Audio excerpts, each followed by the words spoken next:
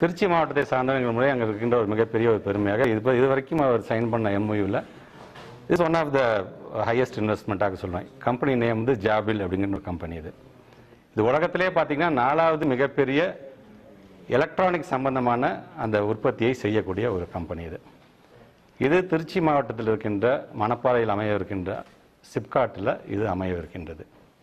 கிட்டத்தட்ட 5000க்கும் மேற்பட்டிருக்கின்றவர்களுக்கு வேலைவாய்ப்புகளை உருவாக்கி தருகின்ற விதமாக, குறிப்பாக பெண்களுக்கு அதிகப்படியான வேலைவாய்ப்பை உருவாக்கி தரக்கூடியதாக இருக்கின்றது. எலக்ட்ரானிக்ஸ் அப்படின்னு வரும்போது பார்த்தீங்கன்னா அது ஸ்ரீபெரும்புதூராக இருந்தாலும் சரி, ஒசூராக இருந்தாலும் இதனால ஒரு கிளஸ்டர்ஸாக இருந்தது. இன்றைக்கு தமிழ்நாட்டுடைய ஒரு மையப்பகுதியாக இருக்கின்ற திருச்சியில் இதற்கான ஒரு மிகப்பெரிய ஒரு அறிவிப்பு நம்முடைய மாண்புமிகு தமிழ்நாட்டு முதலமைச்சர் வெளியிட்டிருக்கிறாங்க. உள்ளபடியே அது திருச்சி மாவட்டத்துக்கு காரணங்கள் மகிழ்ச்சி.